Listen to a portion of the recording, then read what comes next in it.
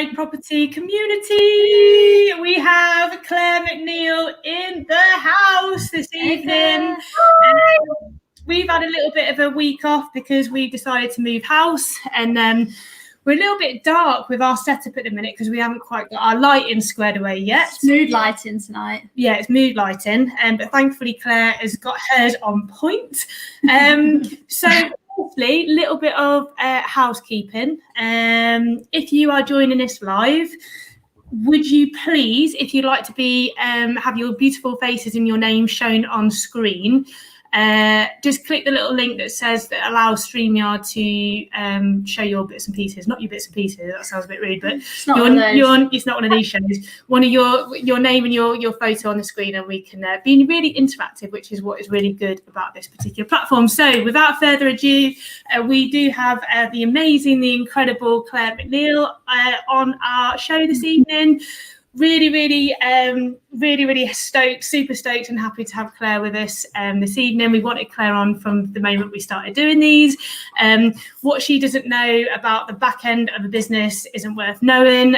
She's the first time we met her, which was back in November time, I think. Officially met you face to face into the new year up in York. You absolutely blew us away with your kind of presence as you were presenting, your stage presence, your knowledge, your experience in business and in property. And yeah, we're really excited that you're going to share some of that with our viewers this evening. So I'm going to hand over quickly to Steph. Yes, so as we always start our interviews, Claire, if you wouldn't mind telling us your full name, where you come from, and in one sentence, what you do. And it's not blind date. Flipping heck, that's so I know my name is Claire Louise McNeil. I'm from Stockport, which is just south of Manchester. I like to think it's the posh bit, but my accent sometimes betrays me. And what I do in one sentence, well, I am a property investor and a business consultant. Awesome. Boom, one sentence, short, sweet, succinct, to the point. Like it. Like it. Short and sweet. So, okay, right, we're going to kick things off. Life before property for you, Claire. Tell us a bit about that and how you then came to property. So a little bit about beforehand. Yeah, so this is, probably the bulk of my story, if you like, my life story, which sounds really sad, but I had a 20-year career prior to stepping out and moving into property, which I was thinking about this when I was prepping. In some ways, it's like a quarter of your life, isn't it? And it's like, oh my God, I spent a quarter of my life in the corporate world, and would I do that again given my time? But then in some respects, it's almost what has made me into the person that I am and the way that I operate and, what my strengths are. So I was there for 20 years in senior leadership roles and various roles, but sort of senior leadership predominantly for the majority of the time. And it was in an FTSE 100 company, which I suppose when I was in it, I didn't quite appreciate what that means. But, just having that kind of level of, working in that level of organisation means that things are just done, properly and thoroughly. And as such, I kind of learned a lot from that career. So over that 20 years, I can kind of break that down into two halves is the best way to describe it. So the first half, the first 10 years, if you like, ish, was all at a local level. So we had a site in Stockport, which was local to me. And, I went in and out of the office every single day. And the role was, quite operational. I'll go into a bit about what that is. And then the second half of the career, the 10 years, was I, kind of bounced my way up the organisation into, various promotions and different roles with different scopes. And that second half found me in more of a central functions role. So in a business unit that operated across all of the spectrum of the businesses within this, this big organisation. So 10 different independent businesses. And the first half was, like I said, it was sort of focused around operational management. That was where I sort of cut my teeth on people and performance management, and getting involved in teams and the day-to-day operations of a business. And I always found that I had a tendency to kind of tinker and improve the way things that were done. And it just kind of must be, innate to the way that I operate. I always look for ways of doing things better. And the result was, sort of created efficiencies, improved performances in the various teams that I was in. I did first line manager role, so I was like, kind of first step up, working, in the kind of first level of management, managing teams of anywhere between sort of 5 and 20 sort of FTE, sort of full-time equivalent numbers. And then moving up to sort of second line, where, in terms of people figures, manpower, you're probably looking at somewhere in the region of 100 plus.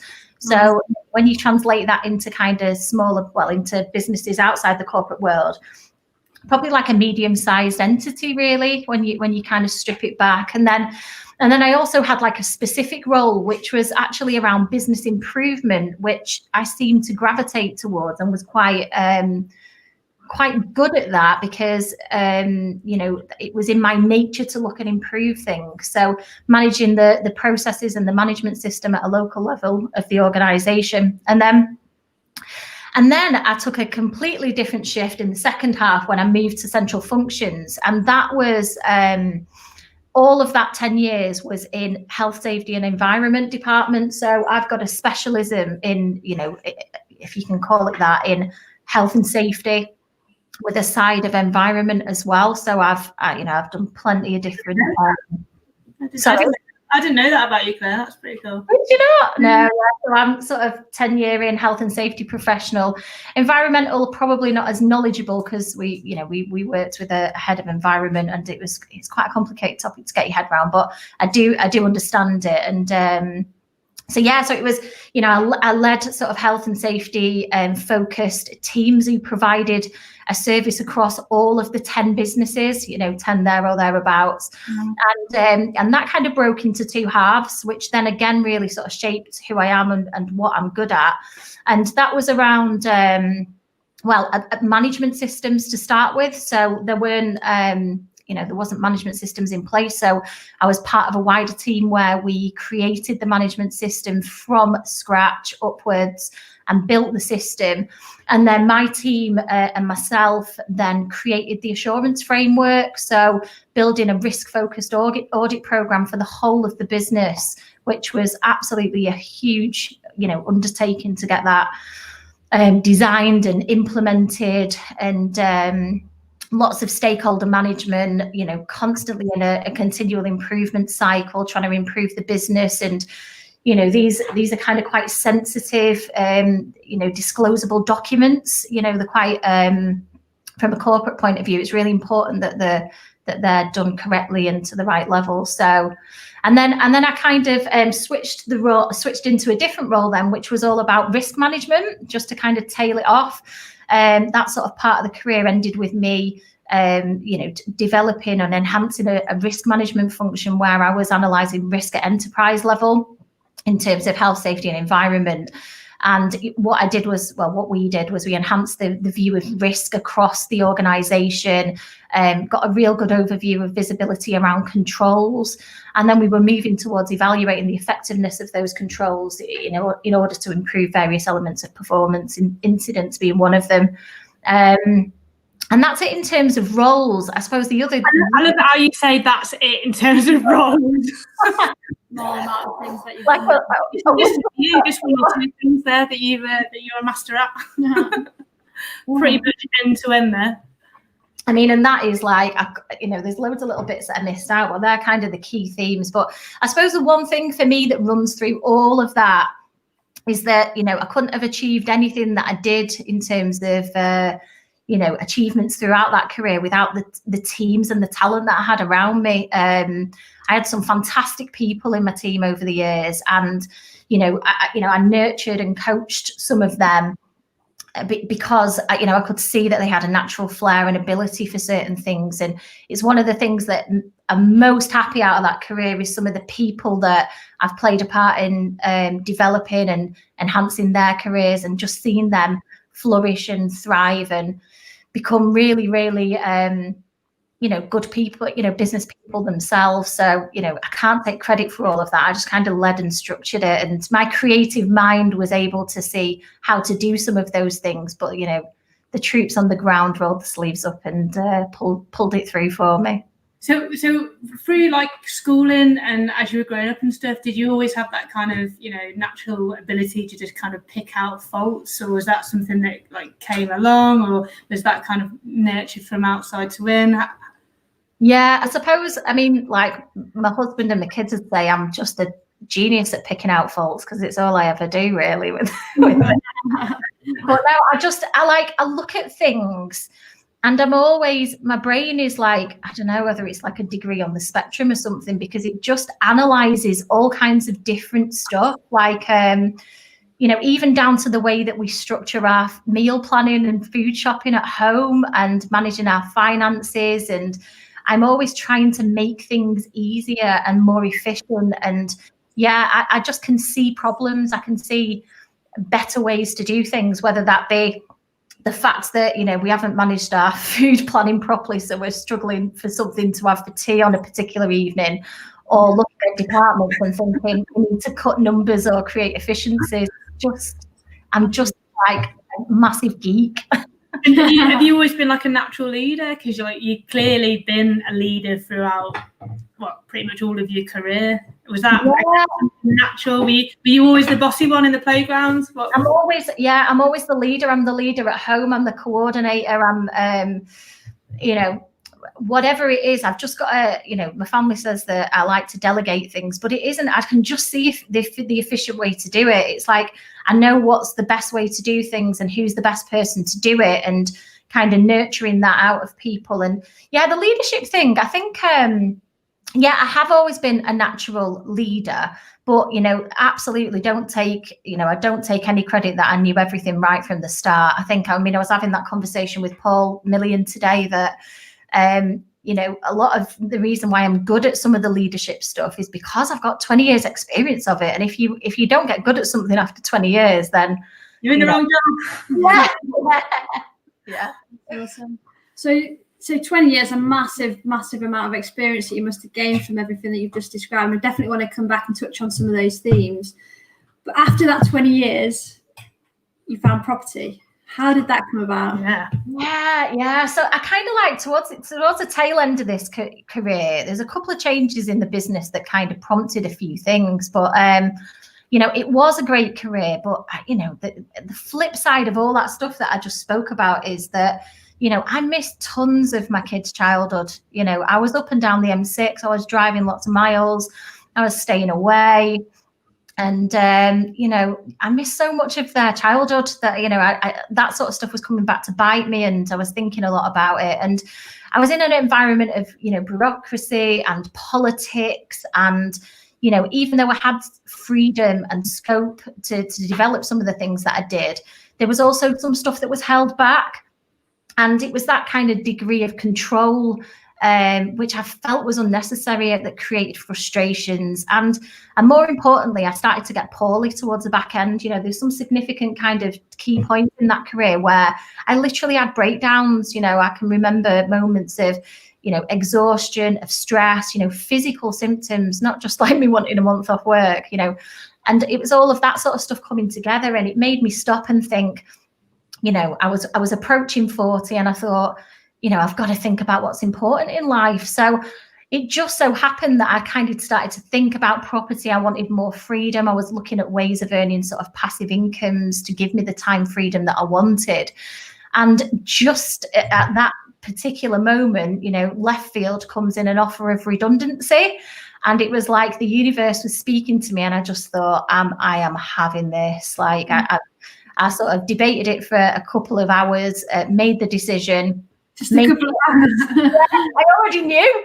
I knew that I was being dragged to Leicester to be told I was at risk of redundancy, because it had become a theme. So I almost knew that that's what I wanted to do.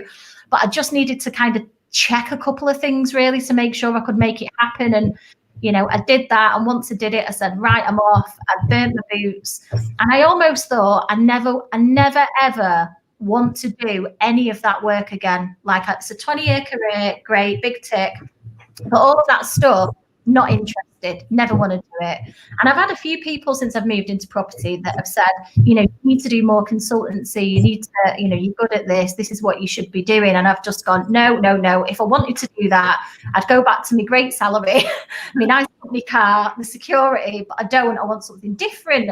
So I kind of started my property business. And I was very clear about the business model that I wanted. I wanted something that made life as simple as possible, which is why I chose single lets as opposed to perhaps the higher cash flowing business models that are out there. And my plan was very much about creating time freedom and a certain amount of income. And I've absolutely loved, because it's been coming up for sort of nearly 2 years ish that I've kind of been in property full time, but I've loved building networks, getting to know people, creating those contacts, creating like my new kind of work colleagues, really. And I've absolutely loved all of that. And I found that through that process that I've naturally gravitated towards helping people, whether that's jumping on a Zoom and helping people with systems or task management or their organization or anything like that. I found that I've ended up doing that quite a bit, sort of naturally gravitated towards it again.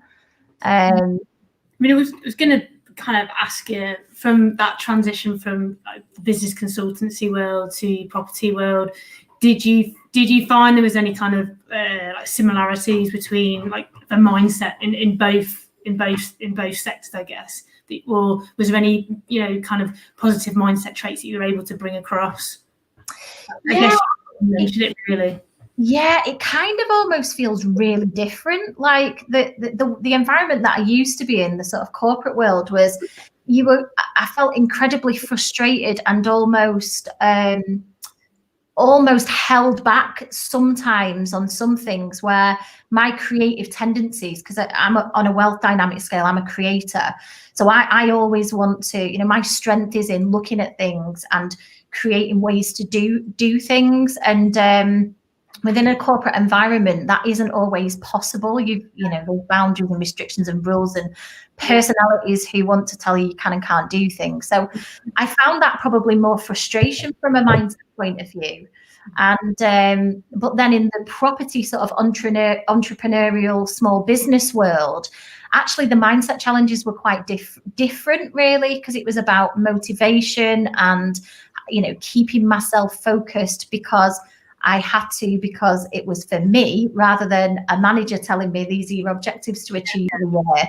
So have those boundaries that are set around your average working day when you're in the corporate world, 9 to 5, go home. Obviously people work longer than that, but you're very much boundary led by times, aren't you? Meetings, appointments, things like that. Yeah. And that was, that's probably been the biggest challenge for me. And, the entrepreneurial life, especially when you kind of, there's just you and you're a one-man band, it can become quite lonely and quite isolating, and it's really easy for your head to slip. And I suppose in my old life, I could pick up the phone to my team and we could bounce stuff off. And actually that's something that I really miss. Like, I had a couple of really strong players in my team that were with me for, the last sort of 10 years, and being able to kind of pick the phone up, even because we did work virtually, pick the phone up and just bounce things around and, collaborate on things and get different opinions and different views. I hugely miss that. I still miss that today. If, I'm kind of changing some of that now in my new approach, but that was the one thing that almost, I missed it that much that it limited me and held me back in certain degrees of the property business, because I just crave that environment where you collaborate and you're part of a team. And I just think people get the most out of that. So I've tried to recreate that in my network a little bit. And I've met some great people. Obviously we talk all the time about different stuff, and, we shoot the shit and debate things and get those challenges off our chest. And, I've got a whole range of different contacts, which I'm so grateful for, that have really helped me with all of that stuff. Yeah, just so no one thought that was me and Steph doing a massive Trump. That was literally down the microphone, just doing a normal little shenanigans. Sorry about that. That was just so I didn't want anyone to know. Yeah, but it's totally that kind of like mastermind. What's that mastermind environment when you're trying to like you said, people. You're trying to bounce off other people. You're collaborating, you're creating together, and like I can't imagine for 1 second, trying to create something new, a new business, and all the trials and tribulations that you have to deal with when you're doing that, and all the doubt that you have, having to do that on my own. So I always, I've got massive respect for people that kind of are a one-man band in that respect. I mean, it must be it's hard enough anyway. When there's two of you, so I can't imagine how difficult that is. But then again, like you said, it's then that how you approach that situation and how you create that mastermind around you and that network of whether it's a community, whether it's a mastermind, whether it's a whatever, a network of people that you can do that with, and finding that next family, if you like, which sounds a bit Chad, but no, it's right. Sorry, go on, Claire.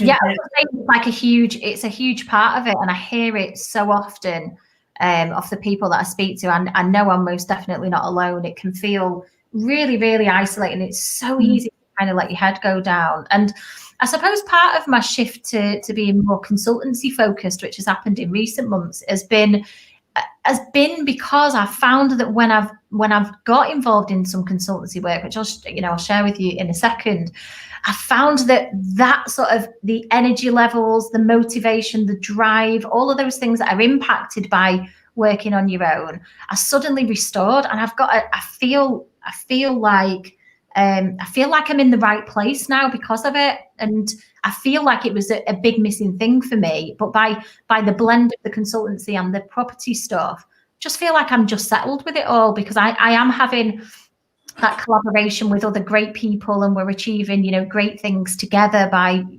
bashing our heads together. And just that interaction with people is just so important. Yeah. We'll talk about that definitely in a minute. What I first wanted to ask you was when you made that transition from having the 9 to 5 into the kind of property world where the boundaries were no longer, how did you approach that in terms of planning your day? Did you just kind of see what happened, or did you from the beginning start with a routine and try and stick to it? Yeah, I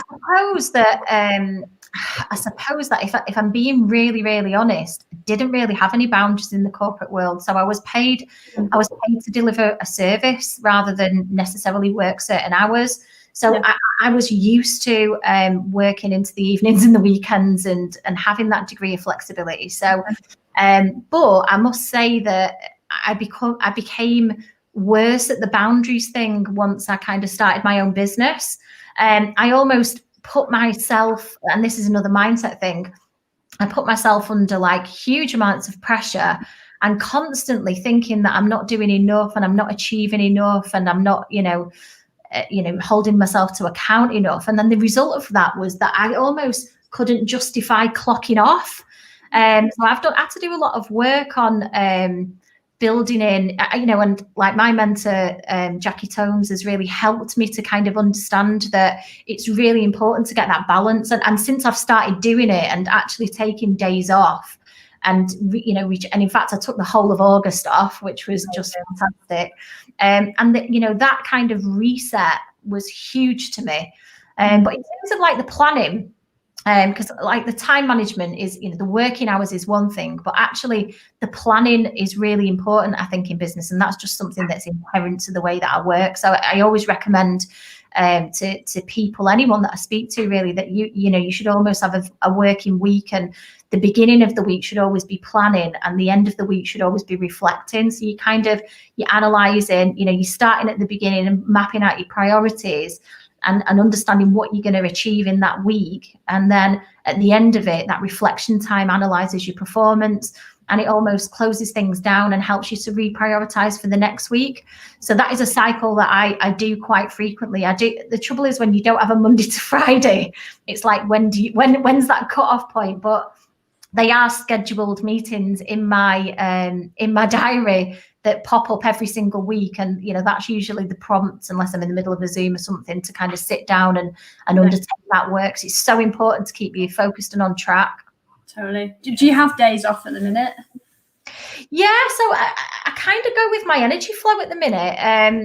This weekend, actually, on Saturday, my intention, because my kids play football, and hubby's kind of driving them around and doing all that sort of stuff, and I thought Saturday I've got a great day to get stuck into some stuff that I wanted to do, because I'm up in Darlington for a few days a week, so I then kind of use that time to do my business work, and I just couldn't get going, and I just felt like just kind of watching films and just chilling for the day and switching off. So I did it, and I didn't feel guilty, and I felt great for it. And then on Sunday I was back, at my desk and cracking through a load of stuff that I needed to do.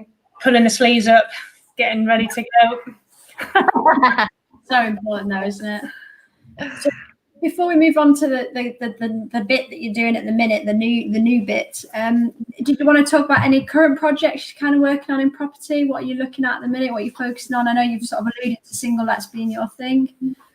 Yeah, so I've kind of, I'm in a stage at the minute where I'm sort of sitting on my hands and I'm not doing any projects, because my business model is around buy, refurbish, refinance and flips. And given the current, potential predictions in the market, being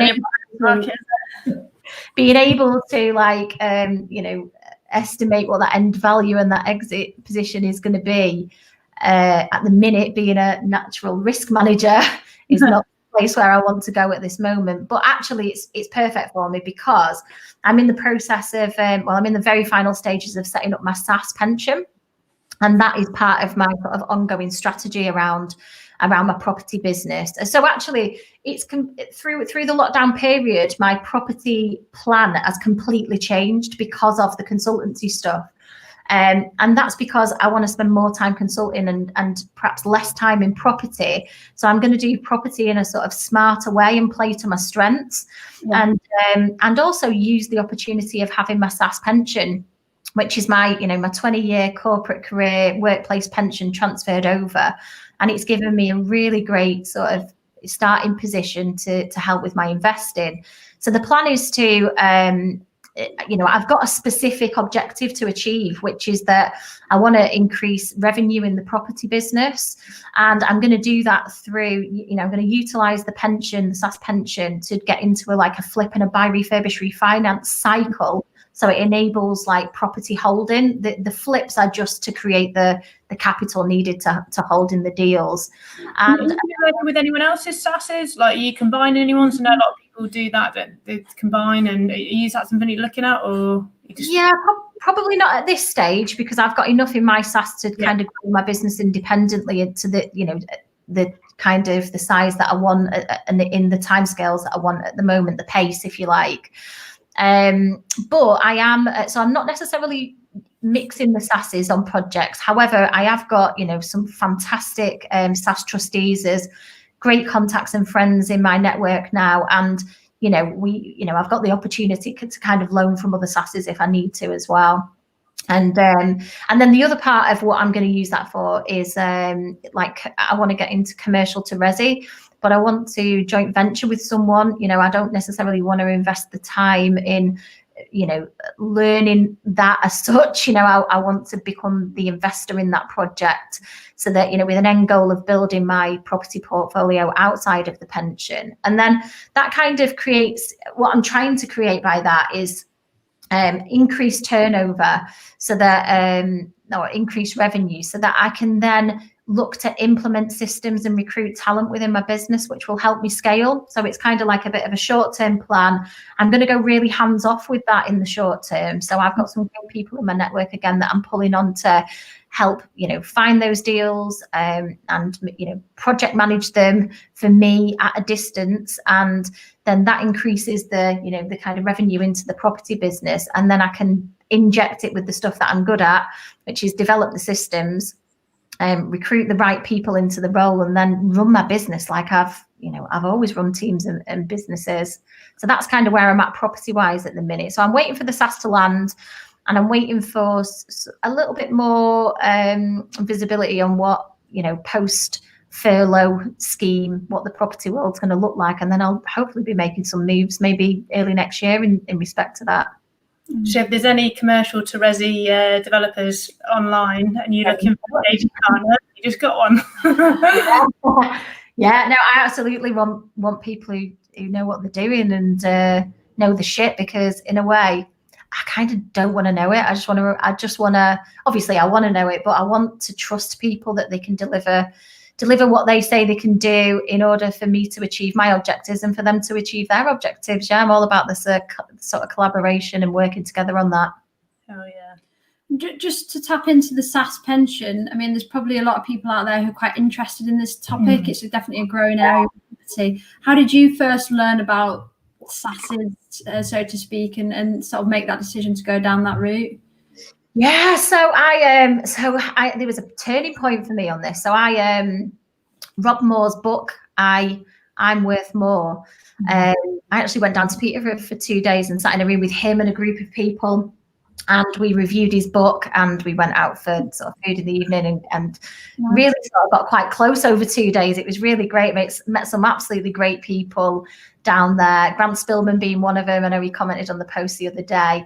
And I was we were having dinner in the evening, and I spoke to Andrew Ferguson, and he was telling me about how he just released his SAS pension and kind of like what that had enabled him to do in his business. And he was saying it literally transformed what he did. And I was trying to get my head around it because I'd heard about SAS, and I was thinking, I was conditioned to believe, pension, I'm on a final salary pension as well, which is like, the golden egg in some people's eyes. So I was kind of very conditioned around pensions, thinking, oh no, I mustn't touch that. And but when I spoke to Andrew, he sort of got the cogs turning, and I thought, this is an interesting concept. And then I started networking in SAS environments. I met Mark Stokes and Kevin Wheeler, and I went down to the SAS Alliance in London, the SAS Alliance in Leeds, and just started. And we have a local SAS get together in Manchester as well, if anyone's interested in coming joining us.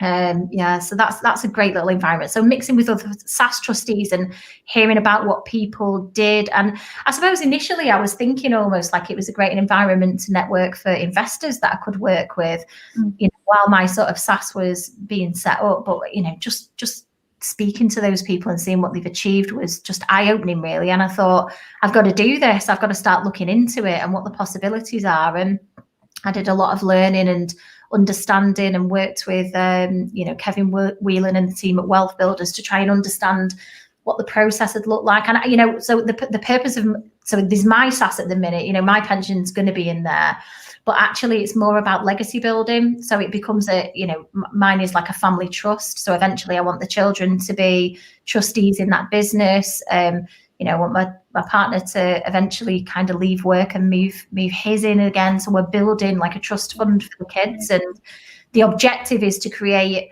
enough income outside of the pension that I don't need to draw down the pension in retirement, and it's there and preserved for the kids. Yeah, fantastic. I think the opportunities are massive, aren't they? Yeah. I think we can't use our pensions in that way, can we? No, we can't. Because it's a non-contributory, so you can't, unfortunately, you can't use it. But you can use other people's. So definitely something that we'll probably look into later on down the line. We'll tap you up with some golden tips on it. Yeah. I think now is the time where we should move on into your new business. Very, very exciting. Moving from property back to business consultancy and merging the two together. So you've told us a lot about the reasons why already, but if you could sum it up in like one sentence, the main reason of why that change of direction, and why you've moved from one to the other. Because I'm good at it. Yeah.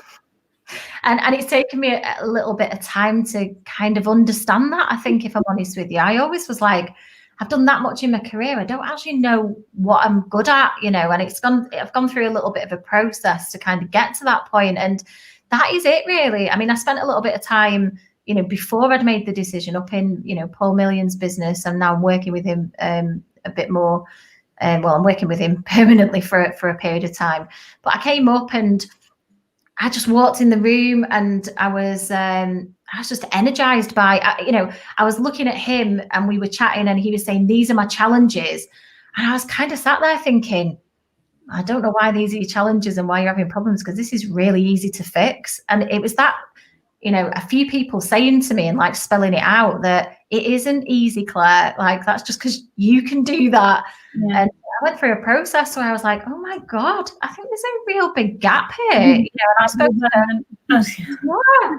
massive light moment. I think a little bit, I don't know if it's a bit arrogant of me or just maybe lack of self-awareness or something, but I just thought, this is easy. And then I realized that it's not always easy. And actually that's what I'm good at. That's where my natural energy flows to. I always want to kind of tinker and improve things. And I've got the kind of business experience to, the big business experience to apply those methods and some of that logic to, to small business and different kinds of operations as well.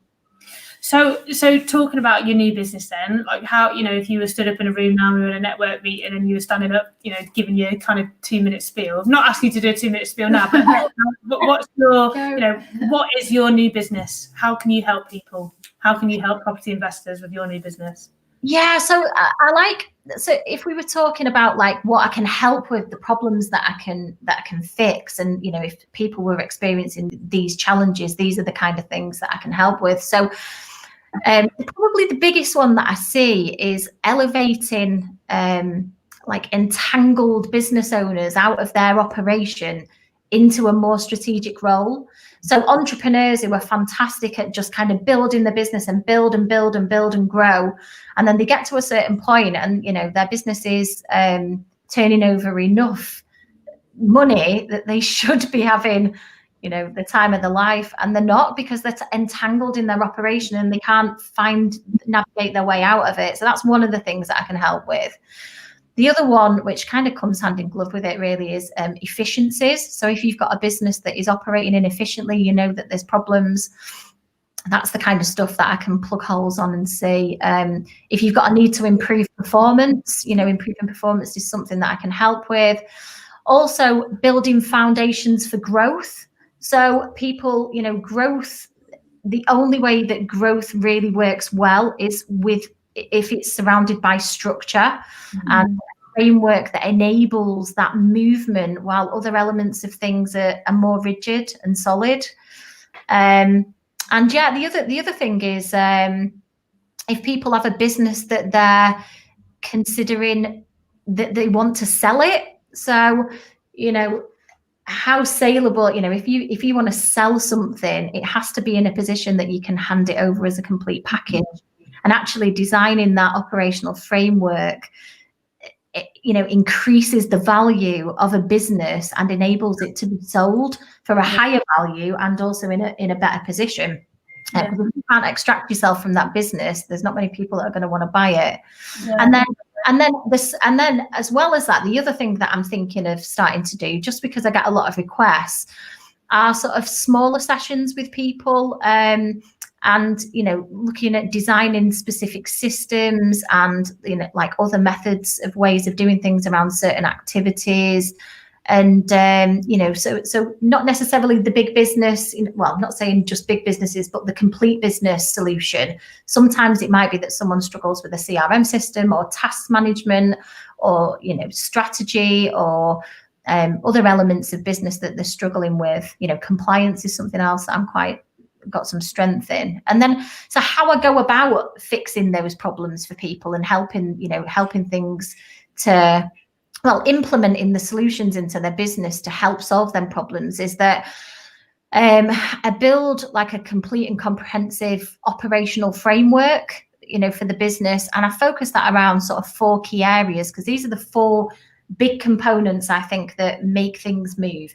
So, I'm never going to be somebody who teaches, people how to do rent to rent or buy, refurbish, refinance, or commercial to resi conversions. That kind of training is out there. That knowledge is available for people. And we know that lots of people consume that. But what I can do is help with the business bit of a property business. And the 4 components that I focus on is, first one is strategy. So understanding, like, having a clear vision, understanding that journey path, what are the steps that you need to go on to achieve that vision? Because sometimes I hear a lot from people that they kind of know where they want to get to, and they know they've got to roll the sleeves up and do some work, but they don't understand those step-by-step components to get there. So kind of breaking that down into various sort of milestones and quality gates that people can go through to achieve, different stages of their business evolution. And like strategic component development, so understanding different elements of strategy and some strategic analysis. So pulling all of that together at the strategic level then enables the other bits, which are the development. For me, the biggest one is the development of a business management system. So like a fully integrated management system where all of your kind of operations and all of the components of what you do, day to day are included, that, they're integrated, everything is in one place. And looking at building standards and processes and resources for people to use. And also a biggie for me is like the legal and regulatory section. So coming from, a health and safety background and risk management, I see day to day huge failings from business owners in terms of what they hold a legal duty in. And, I won't bore you with them now, but I've got some real horror stories about how it can destroy your life, if you don't get this bit right. And sometimes it's as simplistic as creating, just certain pieces of documents and implementing them and making sure you got the right thing. So legal and regulatory is a big thing for me, and then risk management. And that kind of bundles up the business management system element of it. And then the last 2 sections are, so operational plans. So it's great having all of these things, but you need to bring all of that together and make things happen, create accountability, and make sure that you are, you've got the right people doing the right tasks, and getting into just basic people and performance management, and and almost developing, if you do have a team, or yourself actually, developing yourself or your team so that they are, heading down the right path and they know what they're doing, and we've got the right sort of skill set in place for them to undertake the role that we're expecting them to do. And then the final bit is assurance. So this is the bit where everything kind of comes together, and it's a framework that overlays everything, and we look at how we're performing. So we've got metrics, we've got measurements that we're looking at in the business, a meeting framework. So I hate meetings for meetings' sake. It's one of my pet hates. I call it a talking shop. My meetings are all structured. We create like terms of references that we use. We've got a specific objective in that particular meeting, a specific outcome that we're trying to achieve. And we're embedding the right conversations and the right reviews within a business. And then finally, the last part of assurance is audit.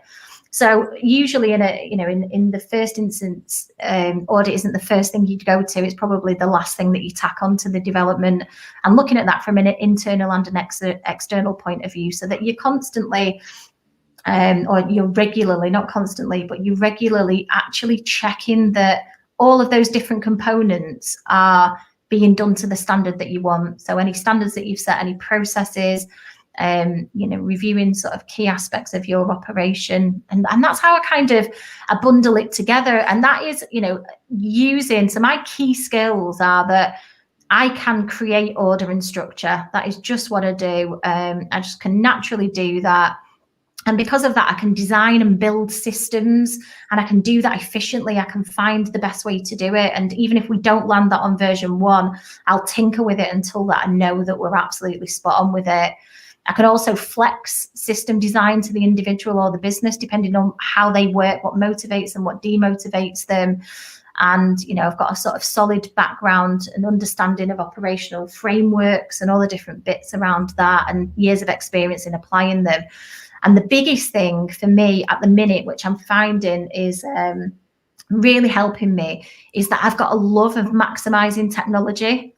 So I've got some really interesting sort of IT solutions at the minute that I'm exploring and testing, that I'm scoping out with, to use with my different clients, where we get everything all in one place. And, yeah, I'm loving mixing in the tech to the development of all of that sort of stuff. So yeah, that's about it. So exciting. I'm literally like hanging off your every word. I know. Here. Please come and move in with us. You see, I just sound like a complete geek when I just think that I come across as a complete geek. No, but you're so passionate about it. I'm you know sure so much. there'll be other people in the community going, I need that. Everybody needs Claire. I need that. Oh my God, I need it all in my business. life. Everyone needs Claire. So it's really interesting though, because like I've not even done any marketing whatsoever. This is the first time that I've ever sort of spoken about this, like publicly, if you like. Yeah. And I've not even tried to market, and I've got people in my contacts, so you know who you are, sort of coming to me saying, we really want to work with you. You know, what will it take me to get you in my business to do this, this and this? And, you know, it's just the opportunity. It's like, I do really believe in like the law of attraction and spirituality and stuff. And I just think that now that my energy flow has changed, the energy flow coming towards me has changed as well. And I just, yeah it's great. That's awesome. Yeah, it's you definitely need to come in. Just like, yeah, we need you in our life. So, oh, sorry, I was going to jump in there. Go on, then No, you go go first. I was going to say, so in terms of everything you just talked about, really, how do you actually deliver that? Do you deliver it face to face? Are you thinking of setting up like modules or online learning? Or how are you going to deliver that? Yeah, so I've kind of so at the minute I'm working in Paul Million's business for 3 days a week. We just start our next question, Claire. Right, rewind. Cut that out. So we really got a new client. Do you want to tell us a bit more about that? Go. Yeah, so I'm working with Paul Million at the minute. It's just as Paul would say, just natural synchronicity. It was part of coming up here and spending time in sunny Darlington that made me think actually that this is where I need to come back to and start doing. And it was that bit about sitting in his office and watching him tearing his hair out or his beard out, and thinking, I can really help you fix this. This doesn't feel challenging. It's just work. We just need to get on and do it. So as such, what's happened is Paul has said to me, like, I've been looking for you for years. It's like he's been on numerous dating sites and never met the perfect date until I came along. No, he says that he's had 4 business managers, and he's wanted them to achieve what we're now starting to achieve, and we're starting to see some of them green shoots coming through.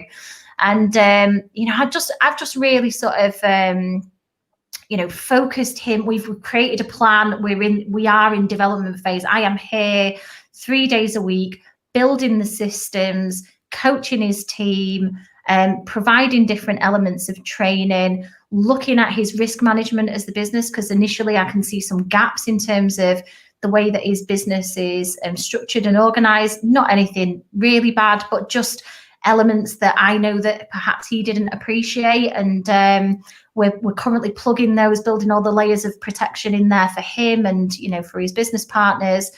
And something else that's really good is that we've just started conversation. I've got Paul's daughter coming in, working for me now as well. And we're also talking about his son, Jake, who some of you might know in the community. He's a little superstar already and already got his first property, but we're talking about succession planning and bringing them into the business. And I'm, potentially coaching them into future roles around their business. So I'm actually really stuck into Paul's business because that is what he wants me to do. Well, he's to hug you all to himself. I keep telling people that you're working in my business, but I don't want you to leave me just yet. We're doing, and I'm really finding, Paul's business is brilliant. He's built it, over 20 odd years, 130 units portfolio. He's got a mix of single lets, HMO, service accommodation. We've got sort of nine big projects on the go at the minute. And so it's a really great platform for me to work in. And I'm loving the fact that I'm able to almost test applying my methods into a business like this, because this is kind of like my first assignment, if you like, of doing it on this scale. I've worked with other clients, so I'm not necessarily property specific. So one of my other clients is a tree surgeon. I'm currently looking at working with an electrical company potentially. So, you know, I can do this in any business. For me, it's just all the same. But it's great to be in Paul's business and to test some of that. And, you know, and he's benefiting from me, and I'm benefiting from doing that in his business. And yeah, it's going great at the minute. I'm loving it.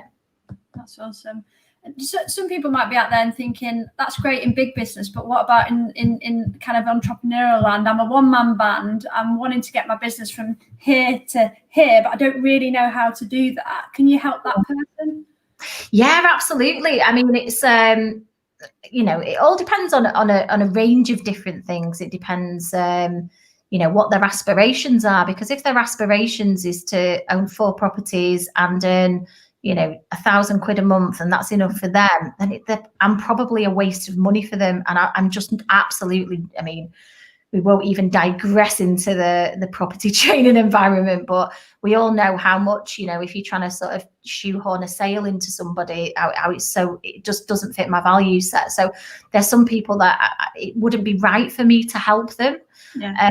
But for people who've got bigger aspirations, who you know, who perhaps want to grow, or they know that they want to build a business that they want to sell in 5 years, or they want to, you know, they want to be looking at you know, achieving an income of sort of 5, 10, 15 grand a month, whatever it is, and they want to kind of scale out a little bit, then the sooner you get this stuff in, the easier it makes it. So if you can do it from the beginning, but then you've also got to balance that with the sort of investment that it will take for, you know, for bringing somebody like me in. And it's about the timing of that, really. If people have got you know, the resources to implement that from day one, it makes the journey a whole lot easier. But some people might need to grow to a certain size and then bring somebody or bring me in to kind of help them kind of build from that point. So there's different ways that we can work to get the best possible result for the client that I'm working with, because ultimately what I want to do is help people. I absolutely do not want to take anybody's money and then not deliver amazing results for them. You know, the whole point of it for me is to, you know, I like seeing the difference that it can make. And, you know, Mr. Million's eyes every day are sparkling at the moment. We've got a new springboard step, and I just love it. I actually do love that. I love that people see the clarity. And so I can kind of come into businesses at any stage, really, and help with that. And what I'm actually developing at the minute is that integrated one-stop shop for all of those different things. So everything is in one place, you know, your CRMs, your task management, your processes, your standards, or, you know, all different elements as much as I can into one place. And the development of that stuff is going absolutely fantastic at the minute. In fact, I'm so excited about it that I'm like having to drag myself away from my MacBook at like midnight some nights, because I'm like, I just want to learn a little bit more.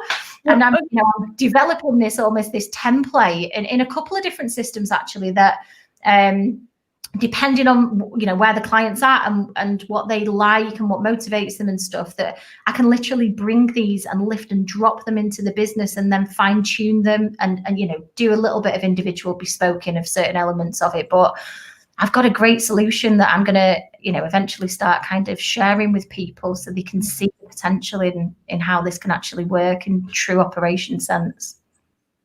That's amazing. It's going to absolutely take off, Claire. It's just like on a personal level, it's just so like, you know, we've been communicating quite, you know, very much weekly for the last since January, February time, and just to see, you know, how enlightened you are now. There's a fire in your eyes. It's amazing to see, and you know, when you can clearly see that somebody has just found their place and how everything's kind of synced and you know, come in line. It's really special.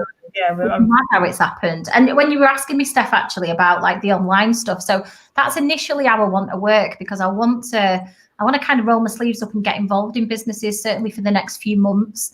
But actually longer term, I've got now that I've kind of, you know, switched my mind onto this, I've got so many ideas coming in that I'm going to develop, and I want to do some more kind of online and, you know, different kind of solutions, maybe on some smaller levels. So masterclasses on, Asana, for example. I help people with Asana all the time, and it is a great system. And, having a kind of little mini series on helping people get Asana where it needs to be, and then right up to kind of a bigger sort of online projects that I'm thinking. And the other thing that I'm doing at the minute is I'm reaching out to various experts to collaborate on certain different areas of expertise to bring in. So I'm having some great conversations about with people who are just prolific in financial management systems, and other people who are, really great sort of brand ambassadors and marketing specialists.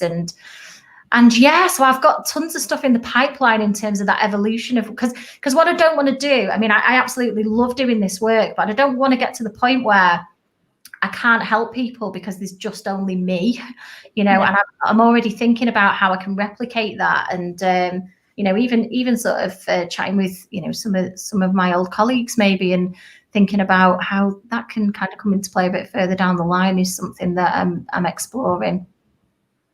Oh, that's awesome. That's really cool.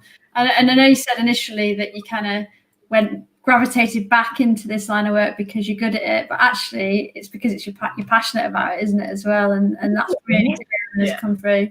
Yeah, I think it is. And I actually didn't realise. Do you remember when I said that I left and I burned my boots, and I said, I never ever want to do that shit again? Like, absolutely not. But I think it was the environment rather than what I did. Because I kind of fell out of love with it at some point, and I just thought I need out of this. It was like a toxic relationship that I just needed to exit. And once I did, and I'd had that little bit of breathing space, and I've kind of gravitated back towards this. And I think it is my passion. I think it is what I'm good at, and I love doing it. I like helping people and helping them see, get that clarity that's needed in order for them to progress their own personal development, but as well as that, their business evolution as well. Just touching on development side of things, like is like personal development something that you focus on quite a bit? Is there anything that you're doing at the minute in terms of development? Do you get any time to do development on yourself? Yes, I've done it. Yeah, absolutely. And believe it or not, I've got like a really jazzy system in the background that helps me manage that. I bet you have. I'm such a knob, aren't I? Honestly, like, I embarrass myself sometimes. But like things like, I collect like reading lists, books that people recommend for various things. So as you know, people throw that out all the time. As soon as I hear one for, and people tell you why it's good, I add it to my I've got like a reading list, and then I break that down into what that particular book is going to teach me, whether it's, improvement, my marketing, my negotiation, whatever it might be. And then I prioritize my learning based on that. I must admit that since I've kind of switched and I've gone, right, I'm going to build this consultancy business, that personal development stuff has almost like tailed off, because I'm like roll my sleeves up and do at this particular moment in time. But I don't want to lose sight of that, really, because there are areas of business that, are not my strong suit, and I probably never will, because I've not got that way of thinking and, necessarily that background or experience. So I know I need to plug those gaps, but I actually also see the benefit of just bringing in someone that can do it. That is the way that I've operated. But yeah, personal development is a huge thing that I've always done, and hopefully I'll always continue to do, because I just love learning new things. So I think really we probably covered this one already. Yes. So I think if somebody is listening, watching now, or is going to be watching the playback, and they want you to come and help them with their business, how do they get hold of you? Where do they even start if they want to bring Claire McNeil join the queue to sort their businesses out, their back office, so to speak? How do they get in contact? Yeah, so I, they can contact me on Facebook. I'm, friends with a lot of people there, but, add me as a friend, drop me a private message. I deal with them all myself. And yeah, you can contact me through Facebook, which is just Claire McNeil. Also be tagged into this somewhere in the Ride community, I'm pretty sure. I've also got a website, which is going along the bottom of the screen. I know that you've put that down there, so people can just read a little bit more about me and my my background in a little bit more detail and the kind of things that I can do, covering some of the stuff we shared today in a bit more depth, but read that in your own time. You can contact me through the website or on email, claire@clairemcneil.co.uk. You can drop me a line there, and happy to chat with anybody. I think you're going to have quite a few. Have I done your email wrong? No, that's your website. I thought I just. Yeah, that's the website. Yeah. I think you're going to have quite a few people contacting you, Claire, and you're going to be able to help so many people. It's so exciting, and we'll stay on the line after this. No, it's great. There's just a massive niche, and I think you've tapped into it at exactly the right time. You've got that experience that is just so needed out there. And like you said, there's a lot of property courses, if we talk about property out there, that teach you how to do that at a tactical level. Maybe a lot of them even just focus on the very beginning bit, but then once you've got the property, what do you then do? And that bit that comes after that is just not out there. It's just not there. And we've been kind of fumbling along trying to find our way in it, and all that stuff that you've highlighted today has just hit so many strike so many chords with it's like you said, why wouldn't you get somebody in that's got that expertise in that particular area to maximize your potential and your business's potential? Why would you just try and fumble along and do everything yourself? And it sounds like you're somebody that absolutely recognizes where your strengths are, which I think a lot of people don't necessarily always do that. Strengths may not lie as well at the same time. Yeah, 100%. And I think that's the thing about coming out of, well, we've all done it, haven't we? Been on property courses, and it's great knowing how to, market for a rent-to-rent deal, or, whatever, do a deal analysis on a single let. But actually, Paul said to me that there's so many, because we don't half debate stuff, me and Paul Million, and it's great. But he said to me earlier today that there's so many entrepreneurs out there who are fantastic entrepreneurs, and their businesses fail because they're not business people. And sometimes it's the bit that you don't know what you don't know. So you don't know how to fix it. You don't know the route to kind of get there and what you need to do. And as Paul's experienced, he's reached out for somebody to come in and tell him what he needed to do, and it's failed up until this point, really. But it's that great analogy. It's the difference between the entrepreneur and the businessman, and combining those bits so that you kind of, and playing to your strengths. Entrepreneurs should not change what they do, absolutely, because that's what they're brilliant at, but they need to bring somebody into the team that helps them provide the structure around all the other bits that are needed. Yeah, that's the key to growing, isn't it? Right, we've got one more round, one more section of the interview. Is it me this week? So we've got the quick fire round. It's scary, this. Are you ready? No pressure. Right, okay, here we go. Can you read that? I can read it. Beach or mountain? Beach. Quicker. Mountain. Single let or HMO? Single let. Dogs or cats? What? Dogs or cats? Dogs. Buy or rent? Buy. Pinot or Savvy Bee? Pinot all day. Game of Thrones or Vikings? Game of Thrones. Audiobook or read a book? Both. Teachers, you can't have both. You can't have both. You're a pain in the ass. Audio. Teach yourself or go on a course? Teach myself. I knew you'd say that. Night out or night in? Night out. Do it yourself or outsource? Outsource. Sunrise or sunsets? Sunset. Liam or Noel? Oh, God. Paul Smith is going to hate me, but Noel. Yeah, no, that's the right answer. Right, perfect. I think that is a wrap. Brill. Thank you so much for having me, ladies. This is Thank you so much for coming on. And I know that so many people are going to get so much benefit from that tonight as well. There's so much value in everything that you said. And that's what, that's what this is all about. So yeah, we'll repurpose this on YouTube. So we'll get it out there on YouTube as well. It's streaming live on YouTube as well at the minute. But I know there's so many people that are going to get great value from that. And I'm sure you are going to be getting inundated with people messaging you, wanting to know more. But yeah, thank you so much, Claire, for coming on. And for everybody that's tuned in this evening, thank you for tuning in and supporting as always. Some great comments there that have been coming in. I've been trying not to get too distracted to more than one thing at a time. But yeah, anything to add? No, just really excited. I said no, but I mean yes. I'm really excited to see where you take this, Claire. Like it just sounds like you're spot on. You know exactly what you're doing, and it's really cool to going to be really cool to follow your journey over the next few years and see where it goes. And we also need to tap you up as well. Yeah. Because we need your services. We want first dibs now after Paul is on here, so that's really right. Of course, I'm all yours. Rightio then, right, we will finish it there then, ladies and gents. Have a lovely rest of your Tuesday evening and have a great rest of your week. And remember, whatever you do, enjoy the ride. See you later. Bye. Bye.